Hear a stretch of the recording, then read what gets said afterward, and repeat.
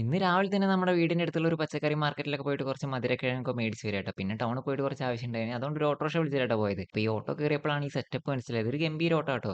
വേറൊന്നല്ല മീറ്ററിൽ രൂ. 124 കഴിഞ്ഞ് കഴിഞ്ഞാൽ പിന്നെ രൂ. 125 രൂപയൊന്നും വരില്ല. രൂ. 126 വരിക. ഇത് നമ്മുടെ പ്രശ്നമാണോ അല്ല ഈ മീറ്റർ ഇങ്ങനെ തന്നെയാണോ എന്ന് അറിയില്ല ട്ടോ. അറിയുന്നവര് താഴെ കമന്റ് എന്തായാലും. കൂടുതലൊന്നും സംസാരിക്കാൻ നിൽക്കാതെ നേരെ മൂപ്പര് പറഞ്ഞ പൈസയും കൊടുത്ത് നേരെ വീട്ടിൽ പോയിട്ടോ. ഈ മധുരക്കിഴങ്ങ് എന്തിനാന്ന് വെച്ചാണെങ്കിൽ നമുക്ക് മുളപ്പിക്കാനട്ടോ. ഇതിന്റെ മുന്നേ നമ്മളെ ഡിസ്കസ് ടാങ്കിലിട്ട് മുളപ്പിച്ചിട്ട് കംപ്ലീറ്റ് ഫെയിൽ ആയി പോയിന്. അപ്പൊ ഈ ഫൈബർ ടാങ്കിൽ വെള്ളം നിറച്ചിട്ട് ഒരു 6 അതിൽ വെച്ച് മുളപ്പിക്കാനുള്ള പരിപാടിയാണ്. അപ്പൊ മുളയ്ക്കില്ലന്നൊക്കെ നമുക്ക് നോക്കാം. പിന്നെ കുറച്ച് പേര് ടെറേറിയത്തിനെ പറ്റി ചോദിച്ചിട്ടുണ്ടായിരുന്നു. ടെറേറിയം സെറ്റാണ്, ഒരു രക്ഷയില്ല. ചെടികളൊക്കെ ഇതിന്റെ ഉള്ളിൽ നിന്ന് തന്നെ ഗ്രോ ആയി തുടങ്ങിയിട്ടുണ്ട്. അത്യാവശ്യം വളർന്ന് ചില്ലകളൊക്കെ വളർന്ന് മുകളിലേക്ക് വരുന്നുണ്ട്. അപ്പൊ കുറച്ചുകൂടി ചെടികൾ നമുക്ക് ഇതിൽ ആഡ് ചെയ്യണം. പിന്നെ അതുപോലെ നമ്മളെ ഇൻഡോർ പ്ലാന്റും അത്യാവശ്യം സെറ്റാണ്. പിന്നെ ഈ അക്വേറിയത്തിന്റെ കാര്യം പറയുകയാണെങ്കിൽ ഒന്നും പറയാനില്ല. ഇത് ഇനി ഒട്ടിച്ച് ഇനി ഒട്ടിക്കാൻ ഒരു ബാക്കി സ്ഥലമില്ല. ഇത് ലാസ്റ്റ് ഒട്ടിക്കലാട്ടോ. ഇനി ഒട്ടിക്കുന്ന പരിപാടിയില്ല. അത് കാരണം എക്സ്ട്രാ ഗ്ലാസ് ഒക്കെ വെച്ചിട്ടാണ് ഒട്ടിച്ചിരിക്കുന്നത്. പിന്നെ നമ്മൾ ടെറാണ്ടൂലൊക്കെ വാങ്ങി പുഴുക്കളൊക്കെ എന്തായെന്ന് വെച്ചാണെങ്കിൽ സത്യത്തിൽ അവർ പുഴുക്കളല്ല, മീൽ വേംസ് ആണ്. എല്ലാവരും പുഴുക്കൾ എന്നാണ് പറയുന്നത്. അപ്പൊ അവരുടെ ആ പുഴു എന്നുള്ള സ്റ്റേജിൽ നിന്ന് മാറിയിട്ട് വണ്ടായിട്ട് മാറിയിട്ടുണ്ട്. അപ്പൊ ആദ്യത്തെ കുറെ വണ്ടുകൾ ഡെഡ് ആയിട്ടുണ്ടായിരുന്നു. അപ്പൊ അവന്മാര് മുട്ടയിട്ടതൊക്കെ കുഞ്ഞുങ്ങൾ വിരിഞ്ഞു തുടങ്ങിയിട്ടുണ്ട്. ചെറിയ ചെറിയ മീൽ വേംസ് ആട്ടോ അവരിപ്പോ.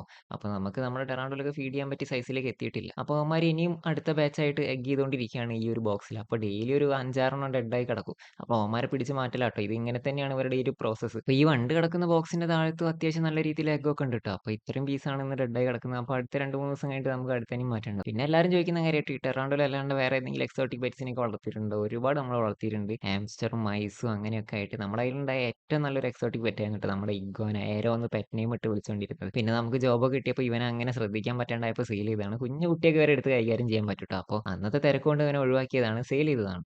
അപ്പോൾ നമ്മുടെ കളക്ഷനിലേക്ക് ഇവനെയൊക്കെ വൈകാണ്ട് തന്നെ കൊണ്ടുവരും ട്ടോ. അപ്പോൾ ഇഷ്ടപ്പെട്ട എല്ലാവരും കൂടെ കൂടുക, ലൈക്ക് ചെയ്യുക, ഷെയർ ചെയ്യുക, സബ്സ്ക്രൈബ് ചെയ്യുക.